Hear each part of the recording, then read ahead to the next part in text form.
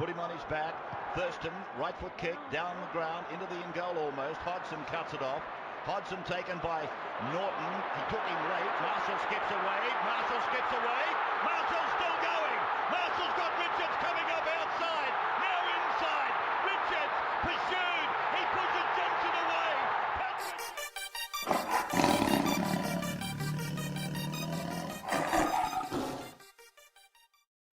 Good evening, everybody. It is Tuesday, the 9th of September, 2025. You're back for another episode of the Tiger Town podcast. Sorry, we're starting on a funny note tonight with your hosts, Zach and Toby. Zach at this end, Toby at the other. Brought to you, as always, by Best On Ground Digital. Best On Ground Digital, the digital marketing agency that looks after the little guy. They won't steer you wrong. Best On Ground Digital.com. Toby at the other end, mate. The season has been run in mostly not one. Particularly on the weekend, 36-28. Went down to the Titans. What'd you make of that one, mate? Atrocious, pitiful, fucking shithouse. I don't know if I can put any other words next to it or acronyms. What happened? What happened? When our leaders needed to stand up, they didn't. Pissed me off. Care to elaborate on that? Well, let's see. We were up by, 20-6 at halftime? 20-8? 28-12.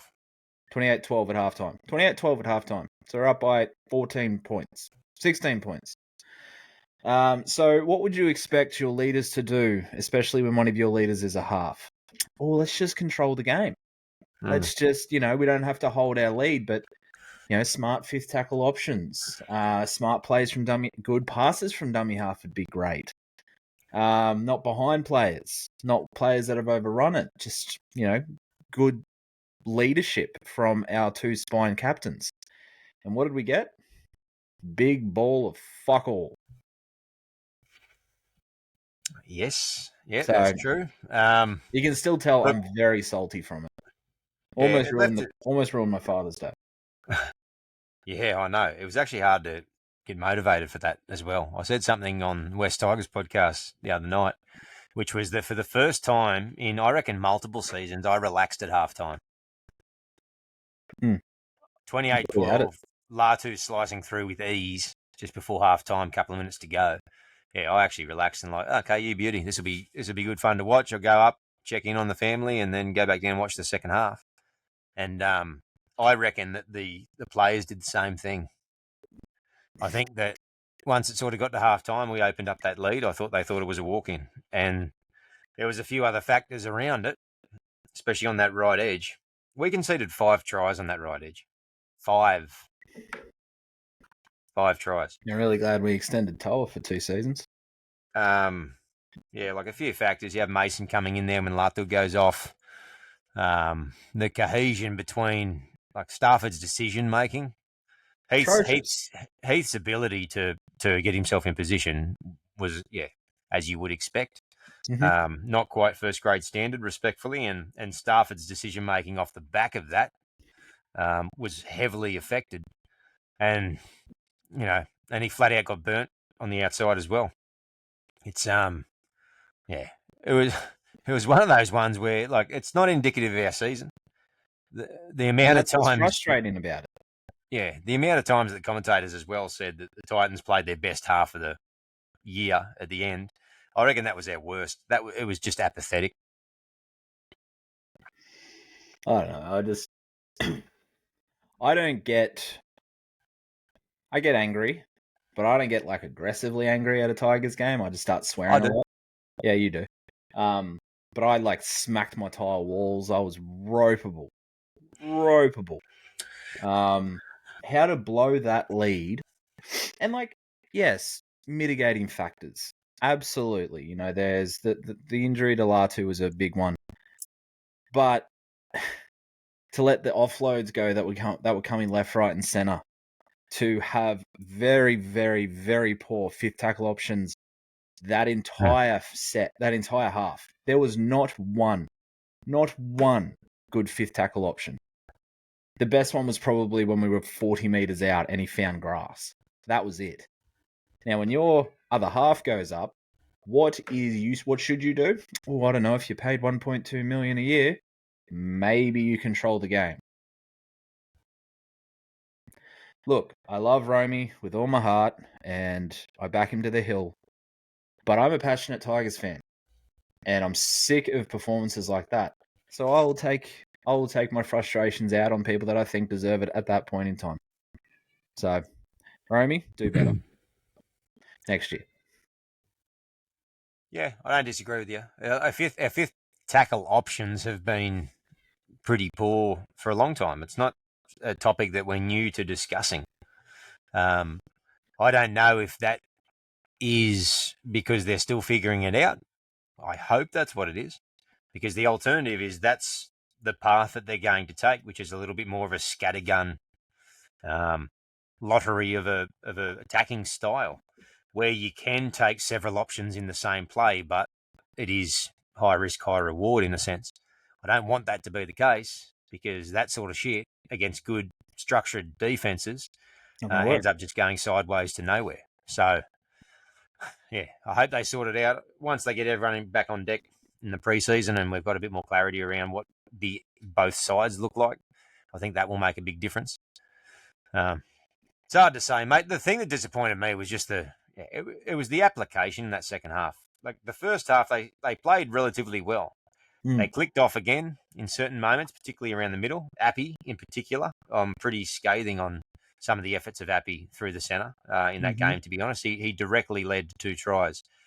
He and Terrell at times too. You know, they've both been absolute mountains for the club, particularly Appy for seasons now. But, you know, to your point a moment ago, you know, the season is not finished until the end of the round 27 whistle. And you can't be doing that. You simply can't.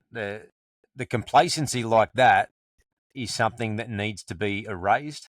And I'm hoping that this was not a final lesson, but another lesson on the track of this side recognising the areas they still need to improve. And complacency in games, Benji said in the presser, you know, we're still a 60-minute football side. He said he learned that once again today.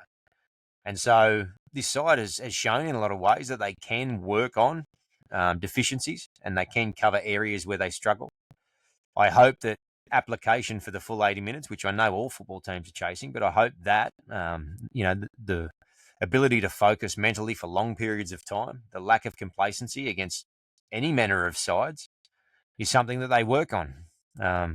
And because it needs to be addressed. We're not going to be a winning football side and until we do address that in some legitimate way. But well, see, there's the question too, because you said it before. This is nothing that's new to us. It's nothing that we haven't questioned or unfortunately accustomed to this season. So why is it still an issue in round 27? That's the thing. Why is it still an issue? Why is it? And you can say, oh, there's new combinations, new this. Fuck that. Fuck that. It's got nothing to do with that. It's got to do with that person in that point in time doing their job and doing it well. Why is it that we have 4 or 5 people every game that clock off and cost us? Why is that? Is it a culture thing? Is it a mentality thing? You know, I am personally tired of being patient with Pole. I'm tired of it. He needs to improve quickly next year, or he has to go back to Reggie's and just literally iron that shit out. Because the amount of complacency and the amount of times he switched off in that second half, it was mind-boggling. Mind-boggling. And so it's just... With Pole, I see a similar trajectory to... excuse me. What's his name at the Roosters? Just had a complete blank. Nafahu White? Nafahu White, yeah. In that my understanding, I think Nafahu White's 25 or 26 now. I might be wrong. I'll double check that. But a lot of these, or many of these, I've spoken about it before, the length or the time taken to mature. Well, apologies, he's only 23 himself. So, but, you know, Nafahu White's really only just stamped himself as that starter with Warrior Hargraves leaving. It sort of took a bit of time to come through. But he's really, in many ways, maybe even modelled what we should be seeing out of Fanua into 26, hopefully, which is that next little step in maturity. Fa'ahu White's really put himself in the conversation for the top props in the game this year. He's playing big, impactful minutes on both sides of the football. And the stuff that we're critical of Pole about doesn't seem to be a massive part of his game. He's a big 1%ers type player. And Fanua can completely transform his game as a footballer simply by adding those small effort areas. And we've spoken about in the past how it's not completely missing from his game. You know, I've mentioned on numerous occasions we've seen Fanua make cover tackles, but it's moments. It's, you know, in a lot of ways too, covering insides, regardless of where it is on the field, it's a mindset thing and a mentality thing, but it is also a structures thing, because those are the types of situations and scenarios that your defensive structure should be working, training and drilling, amongst other things. Is how are we covering inside? If you're two in from ball carrier pushing wide, what's your role in that? And so, you know, those little areas which we saw a bit of on the weekend. Yeah, it's stuff that needs to be improved for sure.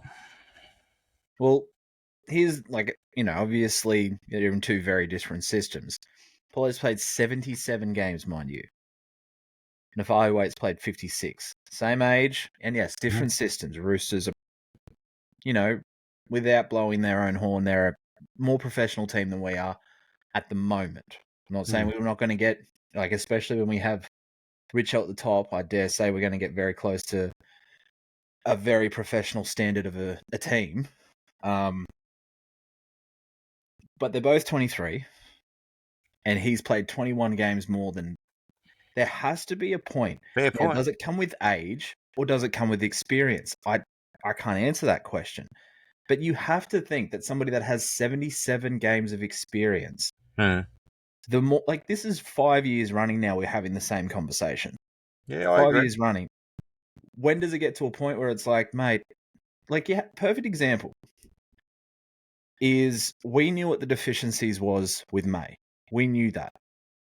But we've seen, and he clearly knows that as well, because we're seeing, you know, consistently, he's running with a bit more aggression. He's improving these little things. He's getting to the ground quicker. He's doing these little things and improving. Yes, he's a little bit older and probably a little bit mature.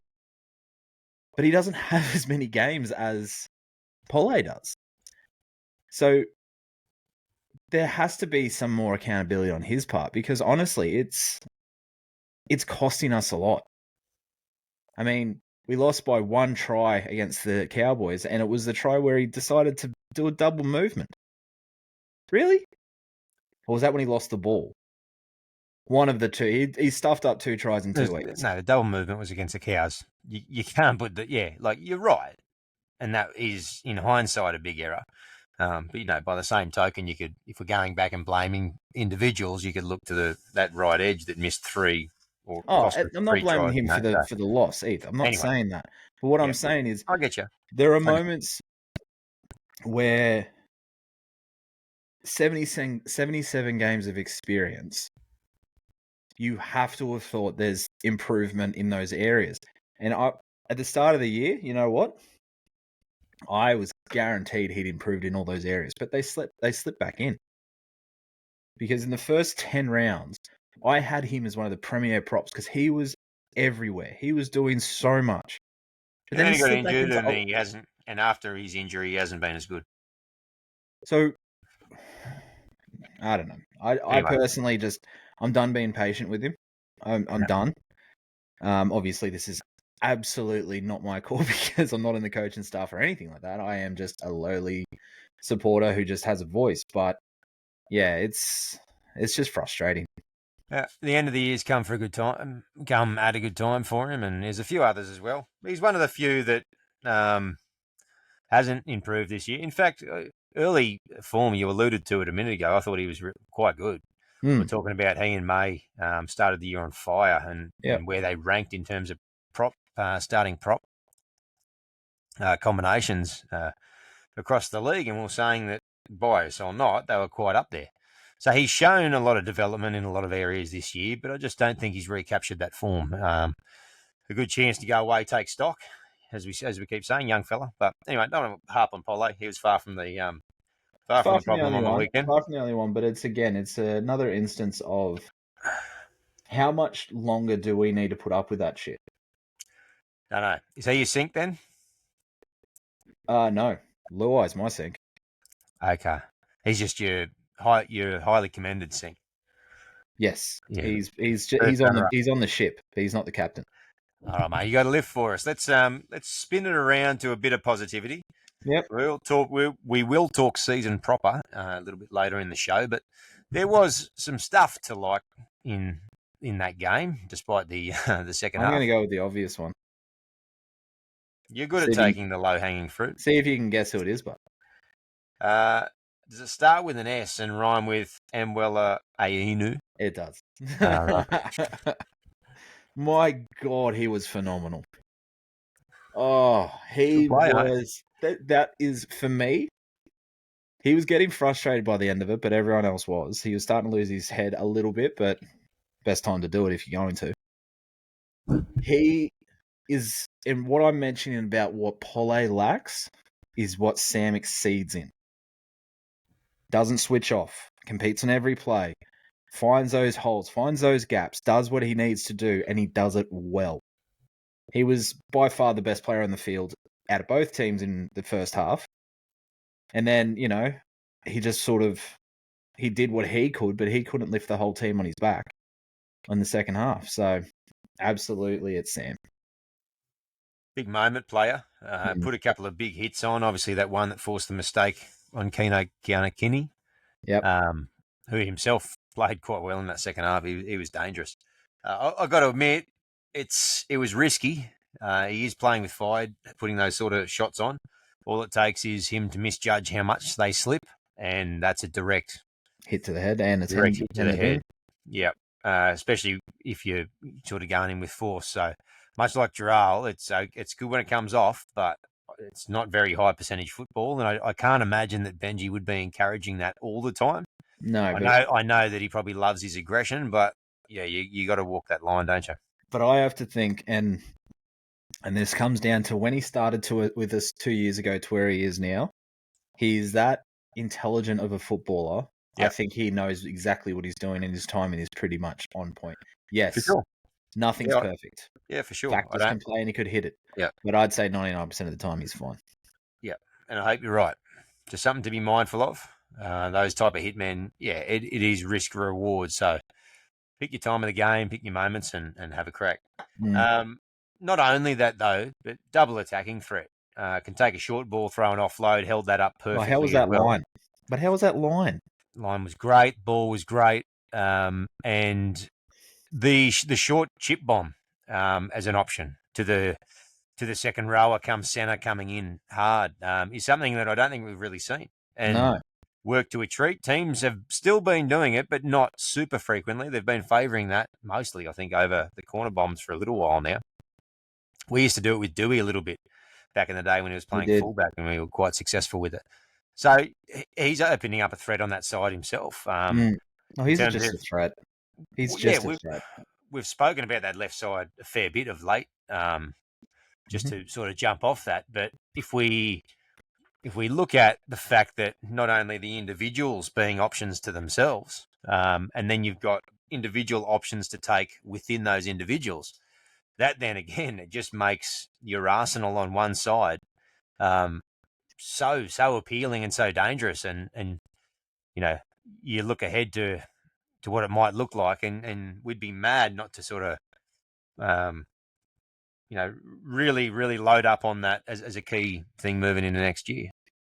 Absolutely. I'll let you go, but I do have an honourable lift as well. And I think everyone's going to know that honourable one as well. But yeah, okay. My sink, we've sort of discussed a couple of the key ones. I think I'm not even going to say Stafford because it's a bit of an easy attack, and I think he was a victim of the systems and the changes as much as he was anything. And he happened to come up against a centre who is the type of centre that waits for micro mistakes. Mm. And because of He's not even a centre. That's the annoying thing. Yeah, I know. Well, I reckon he goes all right there. He defends all right too. But it depends. Like, it would have depended what type of centre he came up against. You know, if you've got changes in personnel on one side, then that's going to change your decision making a little bit. And if you've got a fast, nippy centre like Brimson, that's exactly what they look for. Someone like, I don't know, a big powerhouse like a Katoni Staggs or something, maybe. They might more look for, their ideal situation might maybe be a replacement in the centres. So someone who's not traditionally a centre that they can play with, footwork, strength, whatever it might be.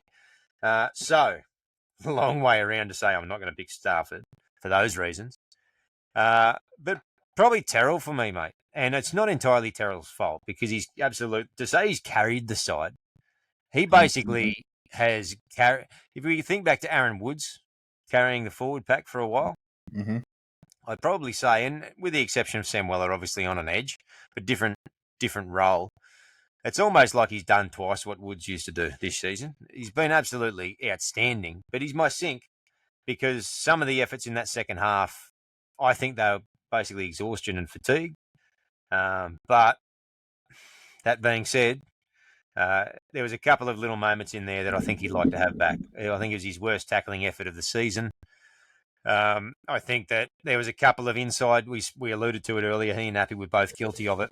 And, you talk honourable mentions. Appy was mine for the reasons we spoke about earlier. I don't want to make a big deal out of it. I mean, goodness me.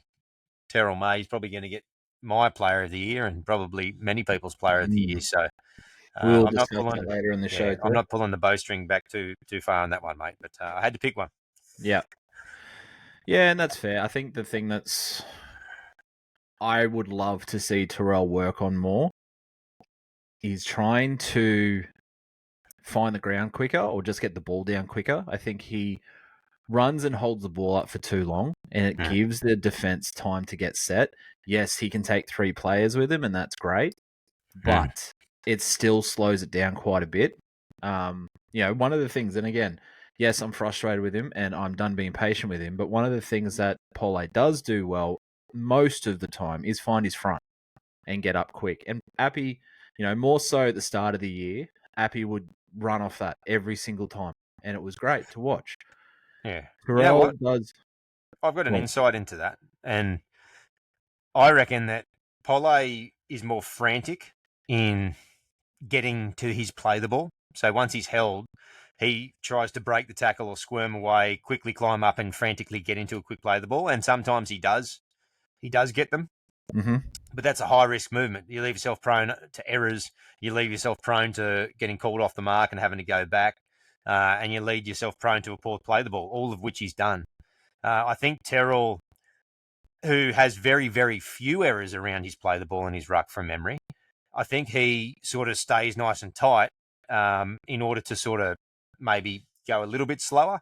But then he tries to, once they let go of him, he goes down for a super quick movement off the back of that. For someone who's such a prolific offloader, he makes very few errors in the tackle itself post-impact. And I think that he gives the ball a fair bit more respect maybe than what Fanua does at the play the ball. And that allows him the opportunity with that time too to maybe get a late offload or whatnot. But the trade-off, I guess, mate, is that because he often gets held up a lot, the trade-off is that, his play the ball speed can often be a bit slower.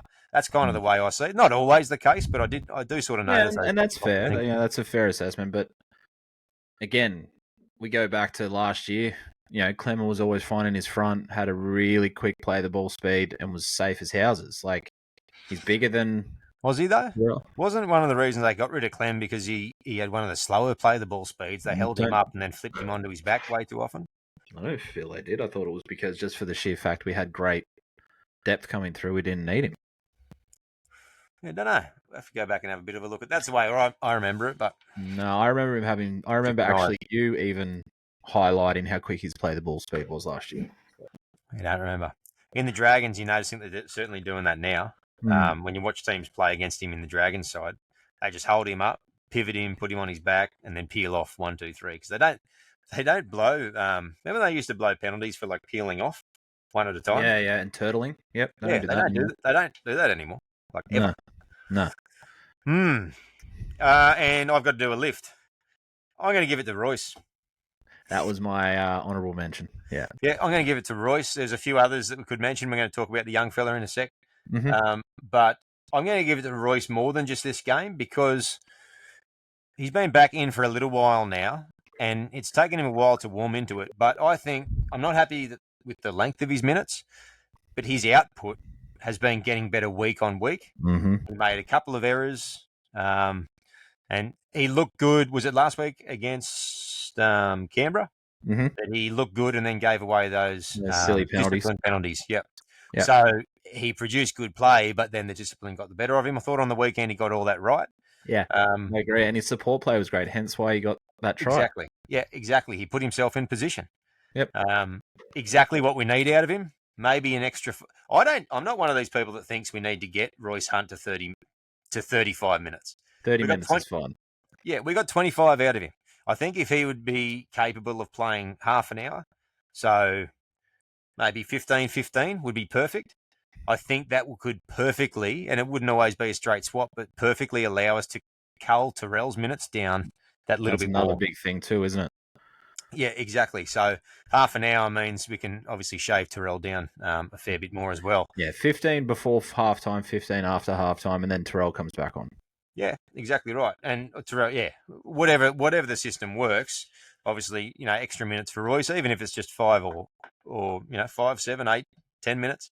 We can take that off a couple of our workhorses, which I think is a better way to do it, provided we can get that same output, I guess. But if you do it that way either side of the break, then he gets that break. So it's effectively 2 15-minute stints, which is probably, again, another good way to do it.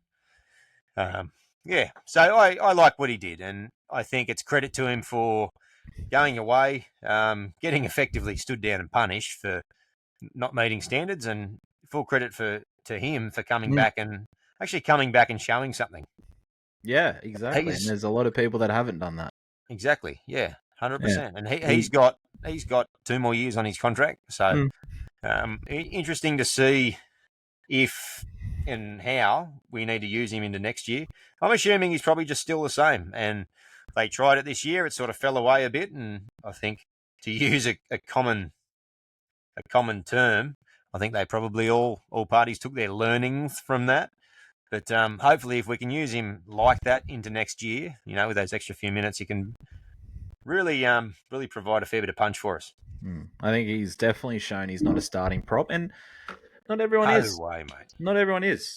I think we used to have the Bash brothers back in the day, and they weren't starting props back then. But my God, they added a dynamic when they came on the field. For anyone that isn't aware, we're obviously talking about Tapau and Gavay.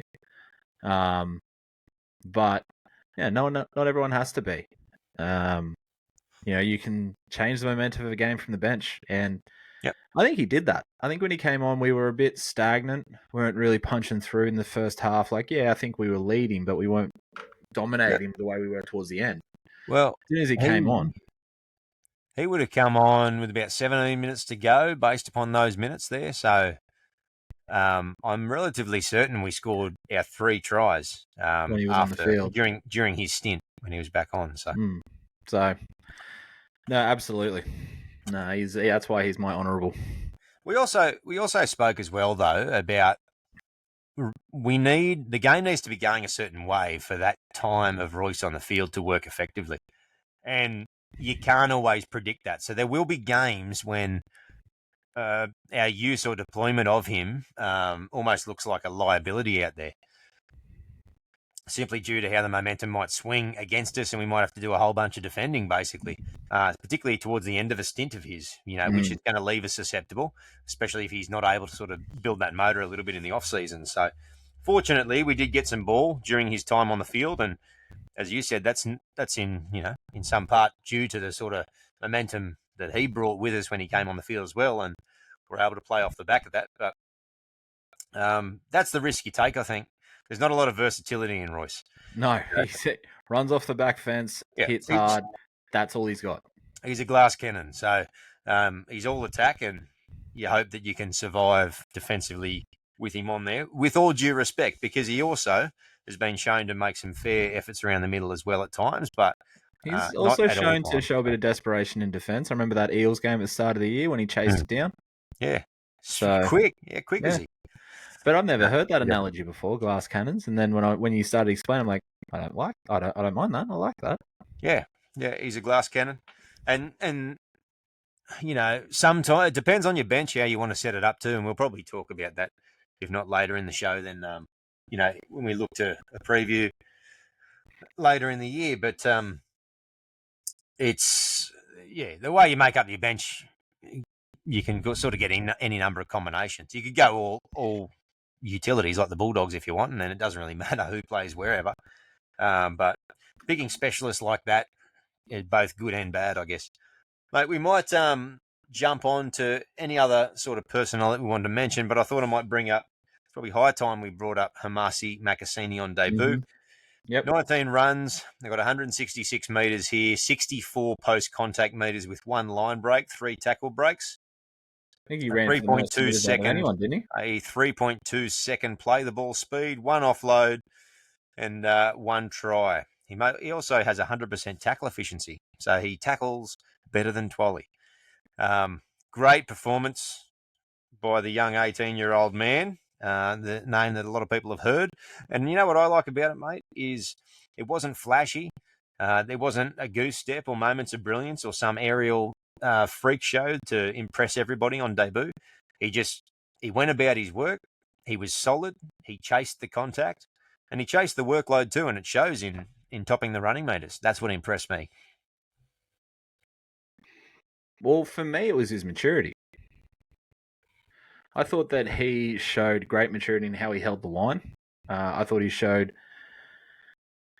went out and he played like a kid above his years, and that was the thing that impressed me the most. Again, like you said, he chased the game as well. Went out looking for work. Didn't rest on his laurels. They never really tested him under the high ball either. Never, which I find strange. I've got a theory on that. Because Taruva's had a bit of dodgy hands of late. No, because their right side can't fucking tackle. If they weren't scoring tries at will down their right-hand side, I reckon they probably would have gone, where should we go now? Let's try and bomb the kid. Yeah. But the second that they were going to the right, they were scoring. So, we'll keep fishing in this river. True. Yeah, no, super impressive. And you know what? It's only taken one performance to, and, you know, what was the word? What did you just describe him as? Mature. Yeah. I can really see what you're saying there. And there is a maturity and grace isn't the right word, but there's a class that you can see, the way he moves, the way he enters contact, even his finish. There was no panicking. It was a casual slide to the side and a plant down underneath all day. There's poise is a good word, probably. I think that's a good one. Yeah, he looked quite poised, which, you know, it's one of those intangible things. You can see it when you see it. I remember seeing it in Chris Lawrence, coincidentally, in his debut game. You could see the way. I brought that up in our chat just before it too. Yeah, just the way. Not the fact that it's poised, but you know, we had another schoolboy debuting while he was about to hit HSC in Queensland. So it's got me thinking ahead to next year, and it might be a good opportunity just to jump ahead a little bit and do a little bit of crystal balling. Mate, 3 doesn't fit into 2. We've currently got Skelton, who's had quite a good season by most measures. Obviously, Tito's been great as well. He's maybe dropped off a little bit in form in the last couple of weeks, but he's been outstanding for us. And then we've seen a taste of what Hamasi can do, and Hamasi Makasini is now finished school, will be full-time, and will be 6 months older. And when you're 18, 6 months is a fair bit of development and growing and all that sort of stuff. So, yeah. And mind you, I know that he's not going to be in the first drop or in the opening discussion, but Luke Leilua as well, we can't forget. 19 years old, he's coming along himself. So, what are you thinking at this stage? And I know that it'll change and we'll flip and flop a little bit, but that back line, have you got an idea as to what you're thinking? What I'm thinking or what I'm wanting? Either way, mate. Big difference. What are your thoughts? We've got Buller at fullback, obviously. Buller at fullback. the wingers stay as they is. as they are, As they is. I speak of the good English. meaning Tito on the right, like he was on the weekend. Yeah. Yeah. Skelton on the left. May switches to the right. Macassini goes on the left. Centre. So you'd push Hamasi straight into left centre to start. Mm-hmm. Yeah, okay. Yep, absolutely. I think he showed that he's not overawed by it.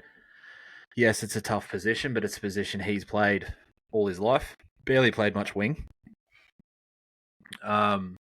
Again, go back to the word you used. He's very poised. 6 months is a long time, not only for, I guess, when you say body development, but also professional development.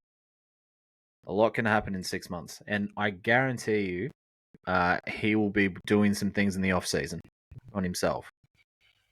So, yeah, that's how I would do it. Do I think that's what they're going to do? No. Yeah. So what do you think? What do you think they're going to run with? I think Macassini's probably just going to bide his time in New South Wales Cup. Okay. Fair chance. I love an experiment, and I would love to see Giral in the off season train at wing, centre, and second row. Mm-hmm. Like a Tuiaki. Somewhat, yep. And I'd carry him on the bench, or consider carrying him on the bench. Mm-hmm. He could fall into the second row rotation, depending what everything else looks like. That's an option. I don't think that's the thing that I would go with, but that's something that entices me, because I think you're right. I think Stafford on that right-hand side is something that we're probably just going to have to get used to for a while. And I think when the systems are set up properly, he's injury-free and they have a connection built like we saw at the start of the season without too much interruption. Mm-hmm. I think that we see him at his best. I think he really struggles when defensive systems break down. And I think his decision-making, which, as a centre, he's not great. I think his decision-making in general can be a little poor. But I think he can work within a system. So I think if we have the off-season where we've got Latu, Stafford, and Tito on that right-hand side, with KPP, who's quite a good defensive edge back rower, and they get reps in the tank and they build that, then I give them the first half of the season to see how they go. We're going to need an injury-free run. Fingers crossed, touch wood. I think that Toa can do it, and I think that's the way they're probably going to go. But yeah, it's a concern. I don't know. We lived a long time with a broken edge permanently, and we just accepted it in whatever edge David Nofoaluma was on. Yeah. And because he switched sides a few times. And you just knew that teams were always going to go to his side. And it wasn't just his side, but that edge, whoever was inside him. There was not saying it's his fault, but the edges that he seemed to be on always seemed to just be the edges that fell apart. Well, it was on Joey Leilua's side, and we always knew how that would break down. Yeah, he's probably on Keith Lulia's side as well. Yeah, probably. Yeah. Yeah, so I don't think we can have someone who is a known defensive liability. I'm not a fan of it, I should say. For whatever reason, they seem intent on persisting. But the performance from Hamasi on the weekend has given me pause to think, and I wouldn't be afraid in some ways, depending on how the off-season, pre-season go, to have Taylor and Hamasi form a lethal left side edge. Oh, okay. Like Hamasi is a tall weapon on the edge as a winger. And that's why I was alluding earlier. Find another way, possibly, to fit Giral in, because I rate Giral Skelton big time. Yeah, so do I. And I wish that he was, and I know he could play centre because he was versatile in the sevens. I'm not confident that he knows rugby league centrism, or centre play. So no. I would be concerned around that. But who, Hamasi or Skelton? No, Skelton to centre. I'd have some concerns. And I think it would be a fair project, and I think he's already undergone a few years of trying to learn wing coming to the code, so it's probably a bridge too far. But again, mate, look, good problem to have. It is, and we don't often get these headaches, which are good headaches to have, but we also don't have a hell of a lot of depth when it Right. comes to our centres as well. You know, looking at the side now, Jesus. You've got potentially Luke, Javen Andrews, maybe, Eden Jack Bird. And I don't think Jack Bird will be there next year. Yeah, but I mean, you got Hamasi, you got Stafford, you got Taylor. There's three that don't already go into two. Then you got Luke Lelele, who has played some centre. You got Christian Mapapalangi, who's played some centre.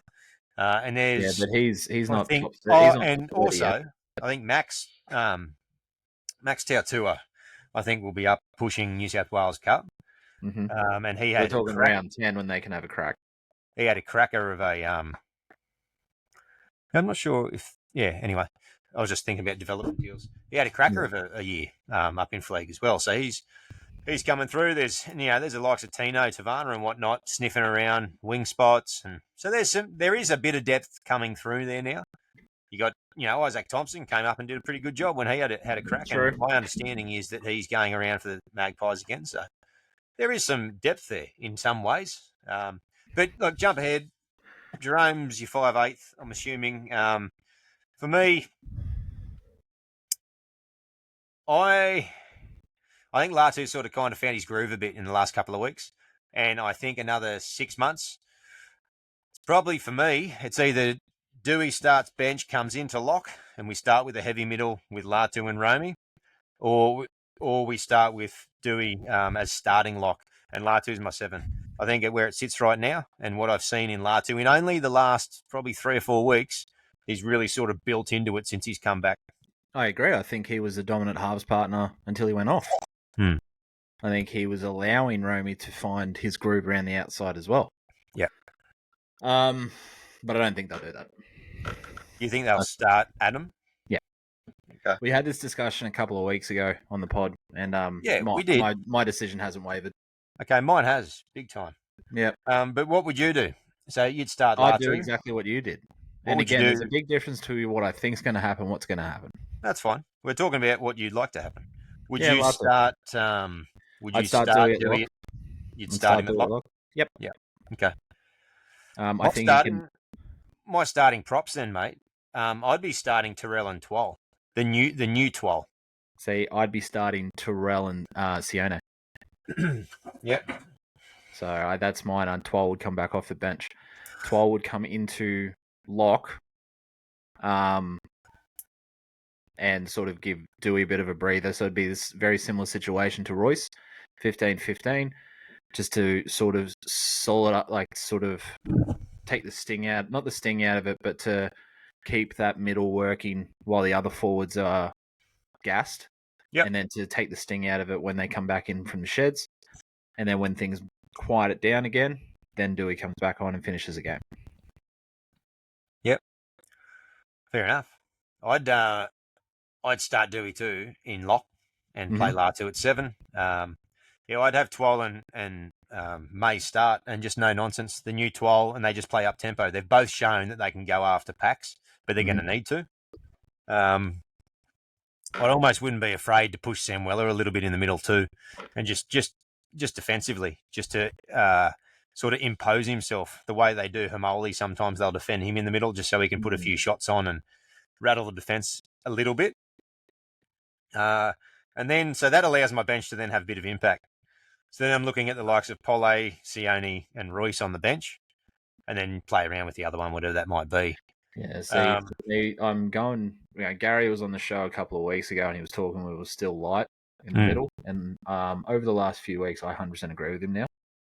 And so I still think we're a light one prop, and I don't know who that is, but it's somebody that can actually put in a bit of a shot. And to quote the great Shane Richardson, we just need to shake the tree and see what falls out. Exactly. There's quite a few props that are off contract at the end of 2026. Give them an extra few years. Like say, they might not be on the outer, but they haven't had discussions yet. Get them in for a 2-year contract. You got the likes of Saluka Fafita, Xavier Va'a, those ones. Impact props. I don't think we need impact, I think if we do what I was saying with Fanua back to the bench, Sione back to the bench, and Royce on the bench, You can bring Matt Watts back. depending what happens with the props, then yeah, I don't think impact is what we need. I think we need someone to do the work and basically be the Corey Jensen, the Matt Lodge, that type player of our pack. The workhorse, the brick wall that just gets through a mountain of work, makes the middle nice and tight. And that's why I say the new Twal could do that job. I'm not saying I don't think we need help in the middle. We absolutely do need help in the middle.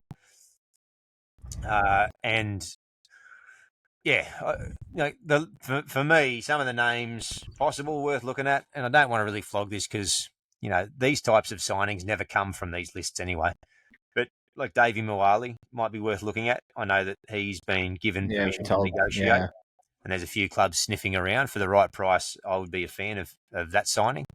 Another one is Tui Kamika. Now, you're not going to sign him to be a starter, most likely, although you may end up running it. But I know that his form's dropped off a little bit this year, and he hasn't been quite as impactful. But, season campaigner once again, mature footballer. Uninspiring signing, and I think that might be the case. A couple of names like that, someone like that, I think. Yeah, we do need that bit of help. But the main reason I was going to mention before is I actually think that Sione has replaced Seafarth in the 17. Provided we can get another prop, hopefully, to fill a spot, meaning that I don't think we can carry Seafarth and Sione. No. And if you have to, you have to. But the reason I say it is Sione is a better middle. In a lot of they're different players, right?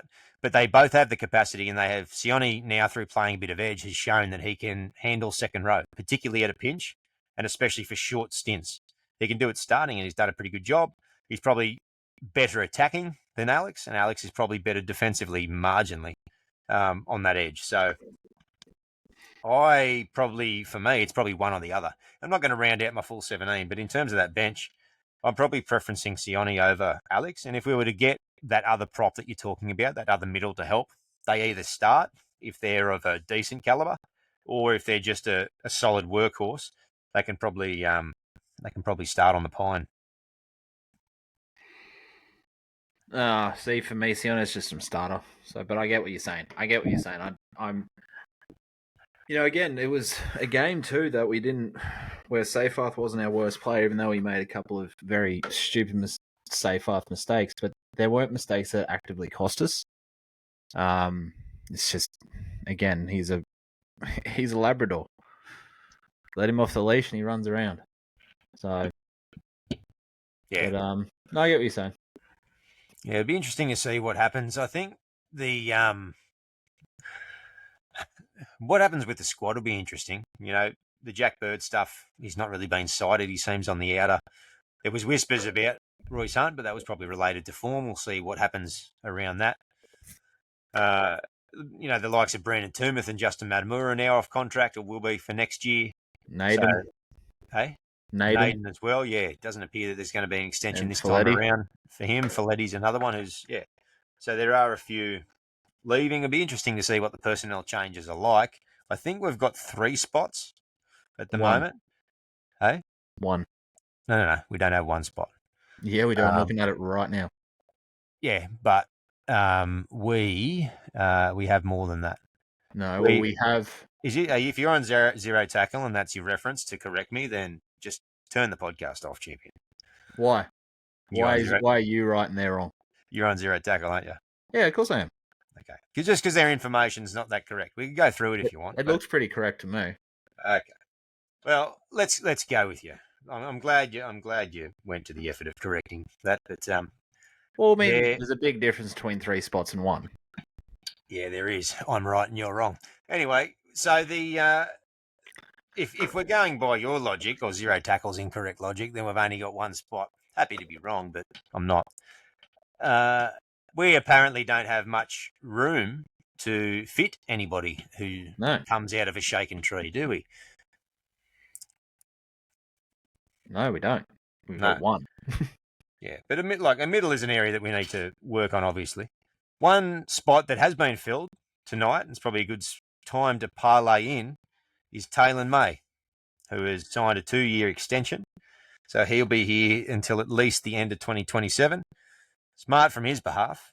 Obviously, we were looking for 3 years to give ourselves a bit of continuity, and I think that the manager obviously said to him, look, I think there's the new enterprise bargaining agreement coming in then, is my understanding, as well as the Perth team. Perth starts 27, is that right? Yep. Yeah. And And that's why they reckon Maverick guys signed a 1-year deal with us to go play over there next year. Or 2027. Well, fair enough. We also might have only wanted to offer a 1-year deal, but we'll see. That would make sense, wouldn't it? Yeah, so look, it's a smart play, but yeah, he has re-signed. It was one of those things where, given his form, we had to get it done.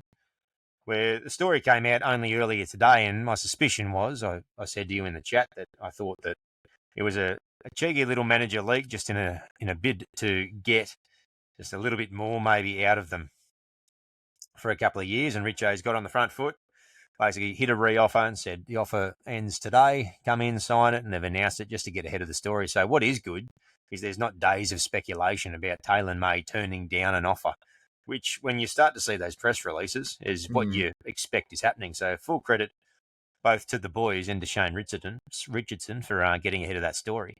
Mate, Taylor's re-signed. We lock him in on the left there, or you're saying right, but... yeah, well, I mean, that's what I would do because it's easier. I think... I'm pretty certain he played... No, he did play on the left at Panthers. No, I'm wrong. But I think he's more mature than Makasini is, and I think he could develop quite easily to be a right side centre. So yeah, that's what I would do. But probably there's a fair argument that in the second half of the year he's been the form centre of the comp. Well, he's only played 7 games with us, something like that. Something like that, yeah. I don't know. I couldn't name a centre that's played better in that time period. I know Herbie was quite good earlier in the year, but he finished the year injured, I think. But so, you know, in a lot of ways, I don't think it's hyperbole to say that his form, if he's able to recapture it, and listening to a snippet from the podcast that they did, I think the newest one, the May Boys, he alluded to the fact that post-season, before the pre-season, he intends to get super fit and prepared for a big pre-season. So it appears he's, to his words, he said he's going to lock in. So I think he is motivated to, I guess it appears so, to put in his best foot forward. I think he's got the capacity to play Origin, mate. I think he's that quality, and he's both sides of the ball player. Depending on how things go, we've just landed, in a lot of ways, a lot of luck with getting him. So, we've spoken about that left side being something that now is a threat. Would you call it locked in? That left winger, you're thinking Giral, but are we pretty happy to lock in that left edge there? Yeah, I'd say so. I think that, again, if it doesn't happen what I want to happen, yes, I'd prefer to have both Makasini and Taylor in the centres, but that probably won't happen, at least for a few years. So at the moment, with what we have, yes, that's a lock. I did want to say that we were both wrong. It was 28 people, 28 on the list. I went to NRL.com. Yep. Oh, I said 3, but that wasn't including Taylor that got added this afternoon, so that makes sense too.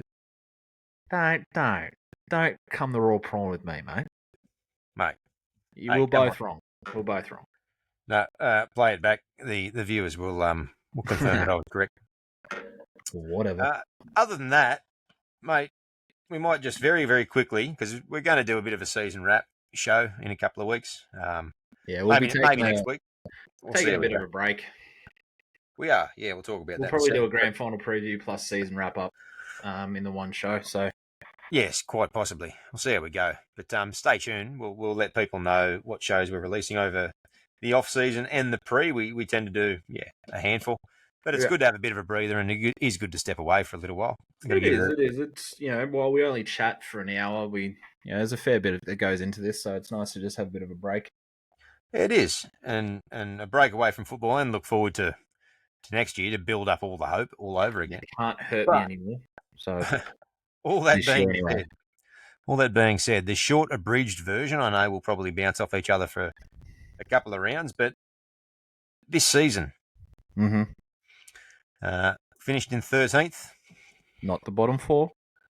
No, correct. We weren't in the bottom four, so we finished one out of the bottom four with 9 wins, 15 losses. Was this season a successful season? It was a pass mark. Was this season a successful season? It was a pass mark. Was this season a successful season, Toby? Look, compared to where we were, yes. Compared to where we should have ended, no. I'll allow that qualifier. For me, it is a successful season because we have a lot of clarity now. Heading into the year, we didn't have clarity. We didn't know how Luai was going to work. We didn't know how the Latu Galvin situation was going to resolve. We didn't know what our left side centre situation was going to be long term. We had Dewey in there. We had Olam in our plans. That's right. We did, didn't we? So I think we have a lot of clarity around the side and the squad now. We've picked up Kai Pearce-Paul along the way, so we've actually found ourselves the second rower that we were looking for. We have a stadium strategy long term into the years. We've got out of the bottom four in a year that we have both said we haven't really played amazing football consistently. And we look like a side that has a lot of upside to them and can play a lot better and has a lot of improvement.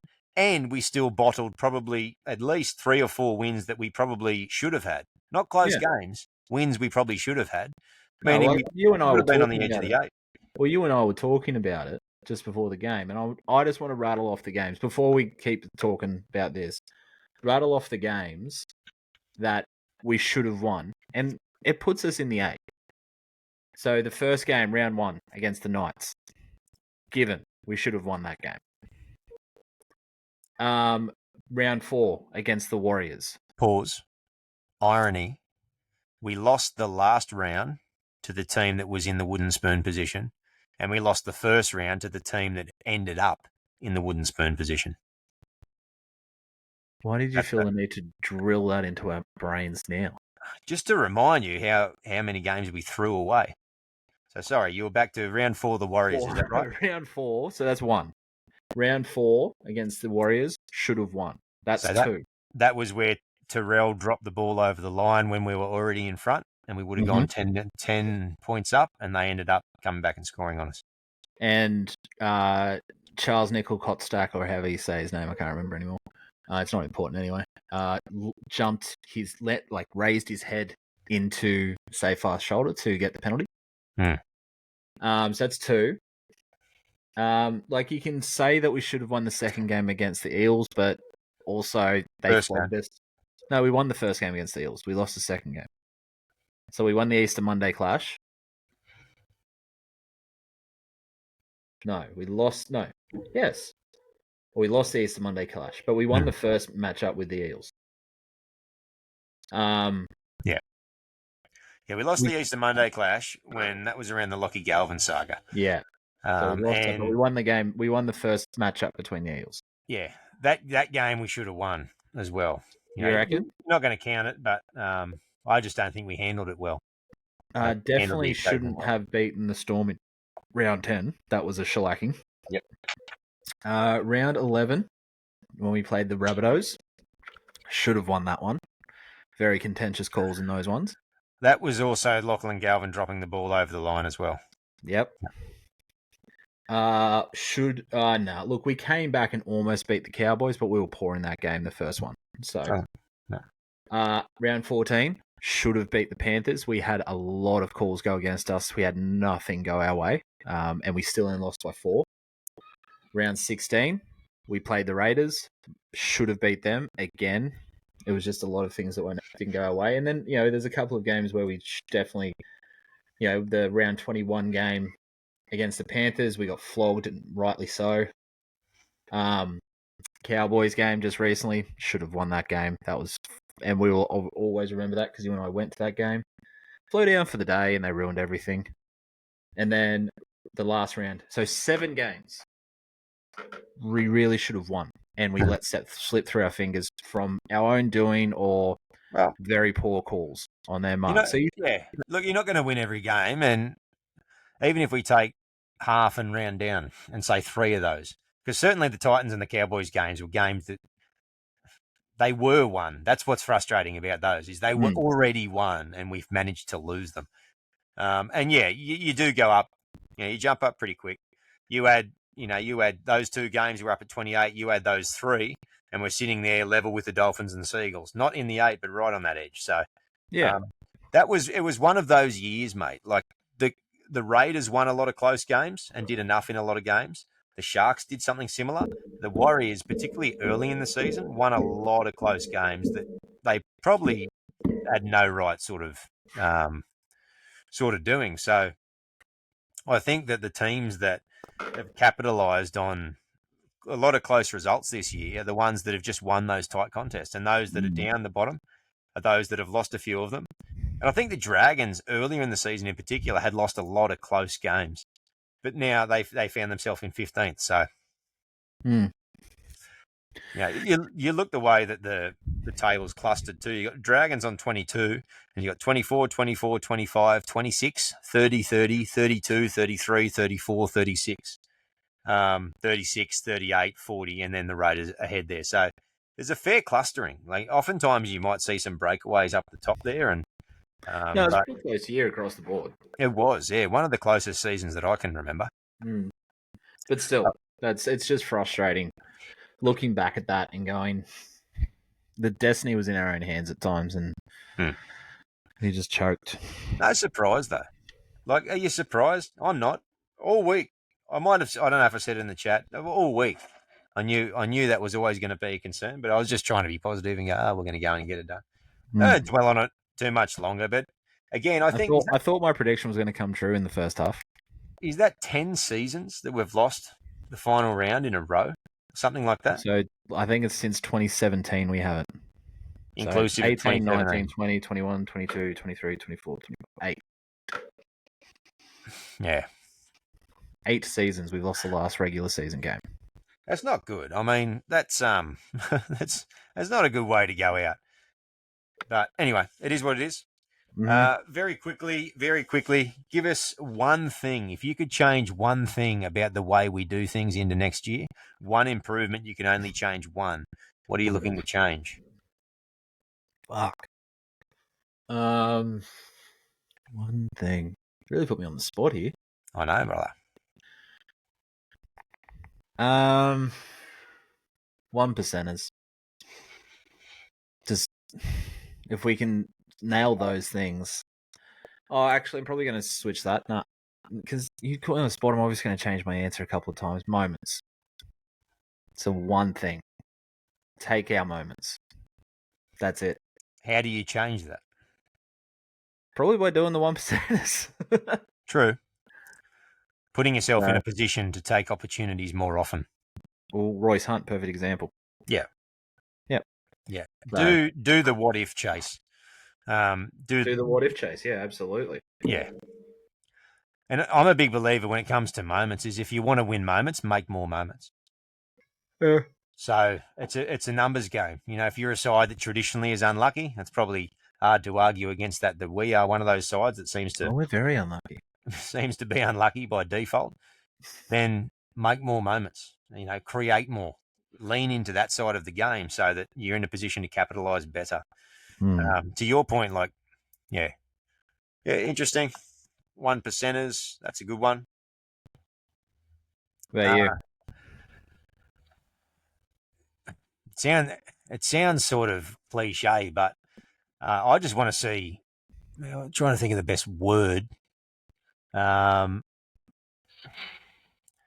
It's kind of lame, but I'm going to say alpha. Okay. I want to see this side become an alpha side. Better word, maybe hunter. I want us to see us become a side that is the hunter. We are never. And even when we've played all right in games and even won games this year, we've sort of just allowed the opposition to do to us what they will and hope that we could absorb it. Even with the recent mental thing where anytime someone makes an error, they're all clapping and smiling, as in, yeah, let's get this challenge sort of thing. That's what it reads like to me. Even that is allowing sides to come at you and feel like, yeah, we'll just absorb whatever. I'm not a fan of that. I think that you win it by going after teams, and I want to support a team whose forward pack goes out and beats up the opposition, whose centres, are imposing. And I think we're starting to get some of the personnel like that. So if I can change it, it's the attitude around that, because I think that has a massive impact on games and can swing games and change momentum on the snap of your fingers. So that's what I'd change, mate. But we'll see. I think there are going to be changes, and we'll see how it all rolls out. Thank you, Toby, for enduring. For enduring me, for enduring the season again. We are on the upward march. The roller coaster of a season. Yeah, the roller coaster. The one that we hope is going to continue to climb up that click mountain next year. It's been good, mate. Terror. Number-wise, we're up over 130 or thereabouts. In terms of how many episodes we've done, it's about 130, I think. Yeah, 130 odd. I was thinking the other day, that's 130. That's 5.5 days approximately, continuously talking to one another over the last 4 years about the West Tigers. I'd actually keen. I was thinking about this the other day. I'm going to go back and listen to our very first episode and see what the hell that was like. We should. It would have been interesting. Yeah, I reckon. Back in the pre-Spoon days. This is our fourth season for people that have found us recently, and our fourth full year, and our first 3 years of doing the show all yielded spoons. So this is actually a record for us, 13th. Not our fault, just so you're aware. Yes, it's coincidence. So it's not our fault. It's heavily correlated, but just ignore that. Because, hey, look, this year, 13th. So that's our best result as a podcasting side. Yep. No, mate, it's been good. Looking forward to a bit of a break. We'll do a show over the next couple of weeks, and we'll let people know just on our regular socials. Thanks, as always, to everyone who drops a comment, a like, a follow, all that sort of stuff. We get engagement like that every single week in varying degrees, and we love the conversation. It's interesting sometimes to circle back to conversations on whether it's on Facebook or Instagram or whatever, that people then start going off on these really interesting tangents. There was one the other day, they were talking about some sort of art history or something, which was interesting to sort of dive into. So thanks to everybody who bothers to listen to us. I know that we are not everyone's cup of tea. We just try to do it our way. And as 4 years ago, as we remind people from time to time, it just started as two blokes having a yarn about a footy side they love, and that's what it remains. So thanks again for the year. Mate, Toby, do you want to add anything there, Tobe? Two things. One, the next one we'll do obviously be around the grand final, will be a season preview, but also be looking at the awards ceremony that we have coming up. Like obviously the Tigers, not us, which is on the 10th of October. Yep. So we'll just discuss our predictions for players, player, etc., etc. But then also, I actually want to do a special shout out to the West Tigers social media team, because I actually nailed it again today with that post. Obviously alluding to Talon May's signing. That was awesome. That was so good. Like, perfect picture of, the eighth wonder with a Batman signal in the clouds. That was just amazing. I thought you might appreciate it. I'm a bit of a comic book fan, if for anyone that's listening. So a bit of a superhero geek, and you love it. And I saw that and I thought of you, and that was good news. So I was happy. They've done a terrific job. Absolutely. Much improved. It was a part of our club that a lot of people were relatively frustrated by. I think their communication lines could still be a little bit better, but the social media team are killing it. So I know you're not listening, but if you are listening, or one of the members of it, well, no, Toby's always thinking about the shout out selfishly. Fuck yeah. No, I was going to say commendations. Well done. So hopefully, if you do hear this, do another one of those pre-season YouTube series. We enjoyed that. Yeah, those are quite good. Yeah. Also, harness Terrell's talent. His podcast is interesting chat. The boys. Yeah. I like the cadence of it. It's slow. It's well paced. You can sit and join into the conversation, and yeah, it's good. It's good talk, and they've had some good guests on there so far. So Yeah, the best one so far is still Tito's. I love Tito. Tito's a classic. Happy belated birthday, Tito, Yeah. earlier in the week. What a legend, What a legend. mate. Is there anything else you want to add on the season before I jump into the PSAs for the last time for the season proper? Not really, but just for the sheer fact of you didn't do it. The women's game, they lost against the Eels 38-4. But then in the New South Wales Premiership, we beat the Rabbitohs 20-14. So anyone that's interested. 1-1. So, mate, I completely forgot about your segment with the cup and flag sort of wrapping up. I obviously neglected to mention it, so apologies It's all for right, that. mate. That's why I added it. Apologies for that. We didn't mention the Kamali resignation too, but we might open up a little bit more on that in future shows as we talk about what the What's to come. NRLW side might look like. Mate, that's about it for us. So, as we always say, all West Tigers media is good media in our eyes. The West Tigers podcast, which you can catch me on a Sunday night of recent times, which has been good fun. I'm very grateful for the boys over there for giving us a shout out over there and giving us a chance to have a bit of a crack and a conversation.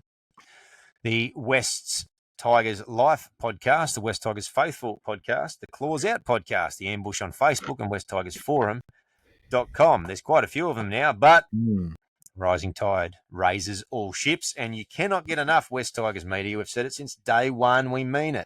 All right? Keep it coming. We love it. Get over and support them. Tell them who sent you.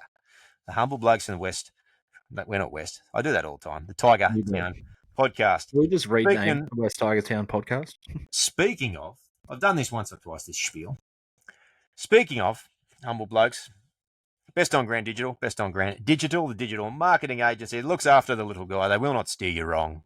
BestOnGrandDigital.com. Toby, we've drawn this out a little bit. Apologies for folks who have found the last couple of minutes a bit slow-paced. Mate, you have an opportunity to add anything else you'd like to before we wrap up the show. No, I will just reiterate they can't hurt me again this year. No, they can't.